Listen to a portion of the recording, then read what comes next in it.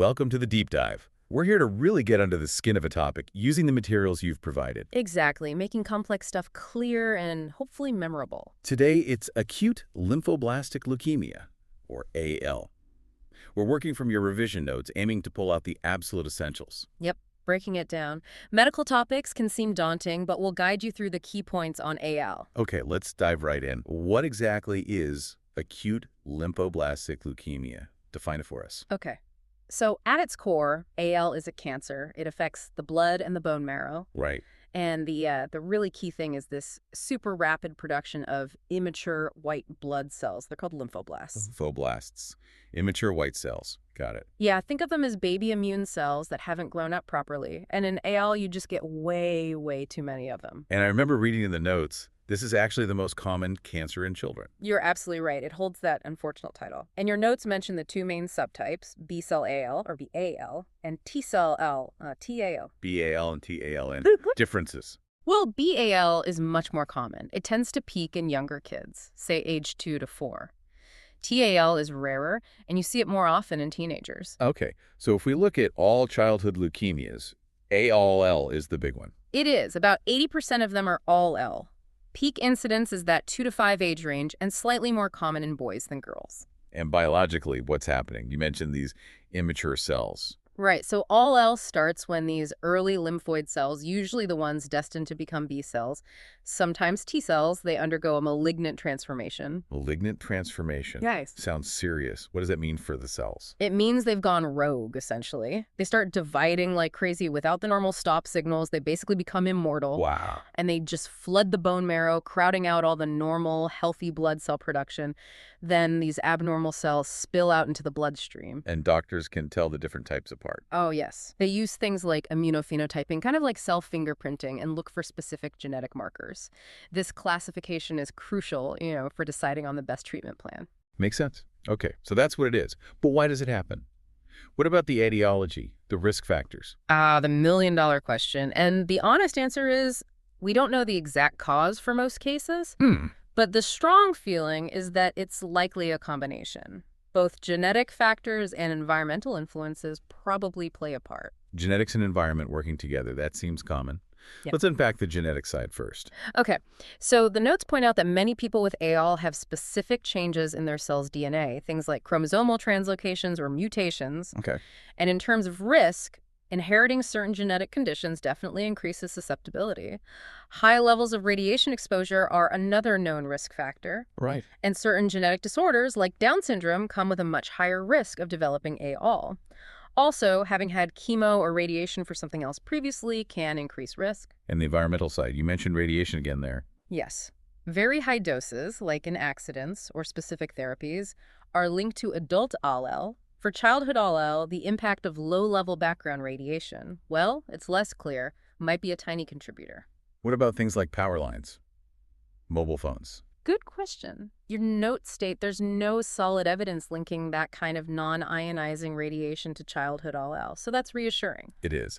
Okay, other environmental things, chemicals, infections. Yeah, the notes touch on those.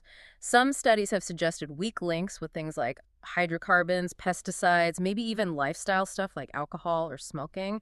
But honestly, the evidence is pretty inconsistent and hard to confirm. Right. But the infection angle is quite interesting. There's this idea, a hypothesis, that maybe not being exposed to enough common infections really early in life could paradoxically increase ALL risk later. How does that work? The theory is the immune system doesn't get the usual training it needs early on, so it might react abnormally later when it does encounter infection. So maybe all those toddler colds are actually helpful in a way.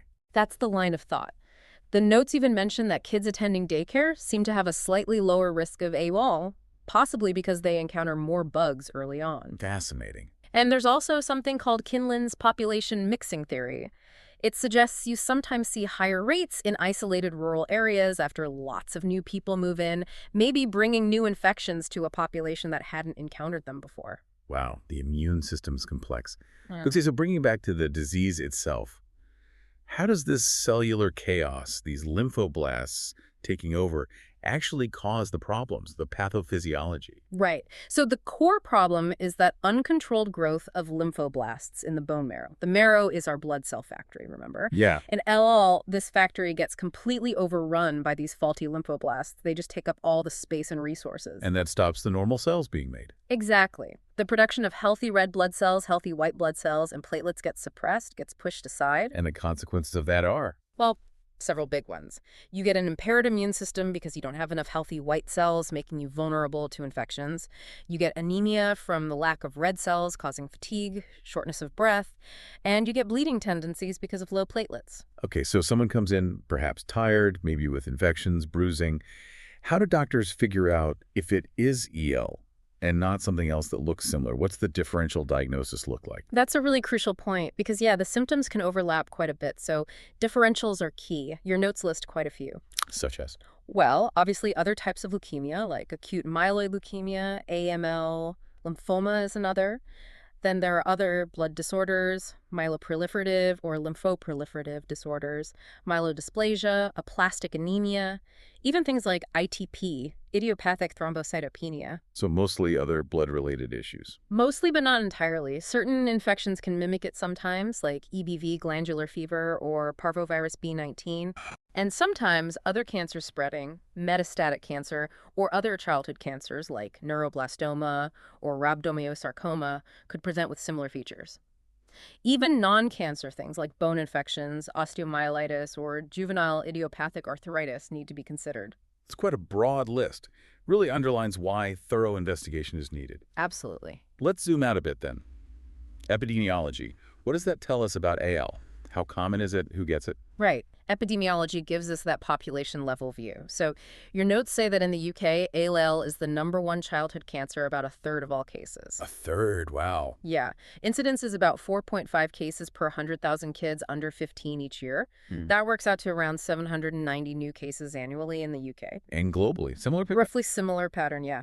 Global incidence is around 3 per 100,000, again, mainly in younger kids under 6. We already mentioned the peak age is 0-4 years, and that slight male skew. And causes, does epidemiology give us clues there? Well, it reinforces that there aren't many simple, direct causal links identified. It really points towards that complex interaction, genes and environment, maybe environment and infections. You mentioned genes before. Does the epidemiology add more detail? It does. Some strong statistical links. For instance, identical twins, if one gets AL, the other has about a 25% chance of getting it within a year. That's high. It is. Even non-identical twins have a 4-fold increased risk compared to the general population. And we talked about Down syndrome. That's a 10 to 20 times increased risk. Huge increase. Yeah. And other conditions where chromosomes are fragile, like Fanconi's anemia or ataxia-telangiectasia, also carry higher risk. It's striking that a large majority of patients, maybe 80% of kids, 60-70% of adults, have detectable genetic abnormalities in their leukemia cells at diagnosis. Specific abnormality. Yes, things like chromosomal translocations, where bits of chromosomes swap places. Some can even happen before birth, creating these fusion genes like TEL-AML1, which might be an early trigger for the disease process. Okay, those genetic links are clearly important. Let's switch back to the patient experience. How does ALL typically present? What are the clinical features someone might notice? Symptoms usually creep up over a few weeks, and a lot of the initial signs come from that bone marrow failure we talked about. Right, the crowding out effect. Exactly. So you get anemia symptoms, fatigue, feeling breathless, maybe dizzy. Your notes have a mnemonic, AED, anemia causing aching or fatigue, and dyspnea, breathlessness. Okay. Then there's neutropenia, low neutrophils. That means increased risk of numerous infections, often with fever, so NIF. NIF for infections, got it. And then the thrombocytopenia, low platelets. That can cause petechia, those little pinprick bruises, easy bruising, and actual bleeding, like nosebleeds, so PBB. AAD, NIF, PBB. That covers the bone marrow failure effects. What about the lymphoblasts themselves accumulating elsewhere? Good point. That causes another set of signs. You can get swollen lymph nodes, lymphadenopathy, sometimes an abdominal mass because the liver or spleen gets enlarged, hepatomegaly or splenomegaly. Bone pain is quite common too because the marrow is just packed full. Less often, the kidneys or testicles might get enlarged. What about the brain? Yeah, CNS involvement can happen central nervous system. That could cause neurological symptoms. And a mediastinal mass and large nodes in the chest that's seen more often with T-cell AL. And those general unwell Oh, symptoms. yes, the constitutional B symptoms. Another mnemonic here, wet AN, weight loss, excessive tiredness or fatigue, awful night sweats, and anorexia or loss of appetite. Wet and okay, that's helpful. So quite a range of possible symptoms. Are there specific things a doctor might find on examination? Definitely. They might notice the patient looks pale, pallor, has a fast heart rate, tachycardia, maybe a flow murmur heart sound, signs of infection, obviously, those petechiae or bruises we mentioned, an enlarged tummy due to the liver and spleen, palpable lymph nodes, maybe testicular enlargement. Less common things could be swollen gums or specific skin rashes called leukemia cutis. And sometimes, particularly with mature B-cell AL, cranial nerve problems affecting eye movements or hearing. It sounds like GPs need to have a high index of suspicion with some of these combinations. Absolutely. Recognizing these diverse features is key for getting that urgent referral and investigation sorted out quickly. So if LL is suspected, what happens next? What are the key investigations? Right. You need tests to confirm it and figure out the exact type. Blood tests are usually the first step. A full blood count, the FBC, What does that typically show? often shows anemia, low platelets, thrombocytopenia, and low neutrophils neutropenia. The total white cell count can be high, normal, or even low. But the crucial thing is looking at the blood film under the microscope. To see the blasts. Exactly. Seeing those blast cells is a major red flag.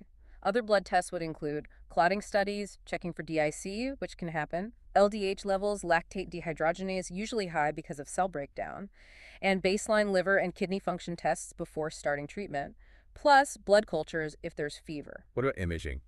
X-rays? Scans? Radiology plays a supporting role. A chest x-ray might show pneumonia or that mediastinal mass or sometimes bone changes. Ultrasound if the testicles are enlarged.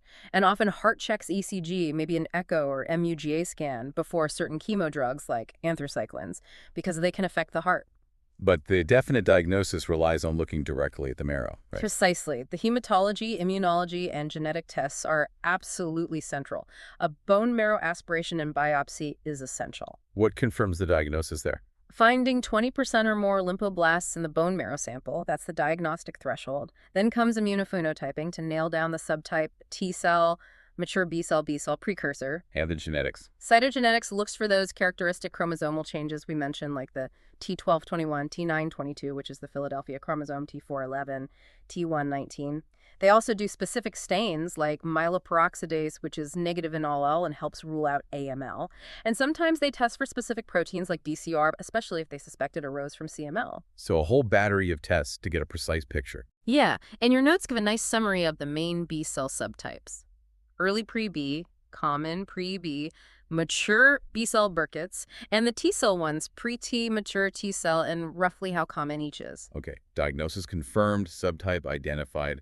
What's the treatment plan usually look like? Chemotherapy is the cornerstone of treatment for all L. Right at the start, acutely, alongside chemo, patients often get antibiotics to prevent infection and drugs like resburicase or allopurinol Why those? to prevent something called tumor lysis syndrome. When lots of cancer cells die quickly, they release substances into the blood that can cause kidney problems and electrolyte imbalances. Those drugs help manage that. Right, okay.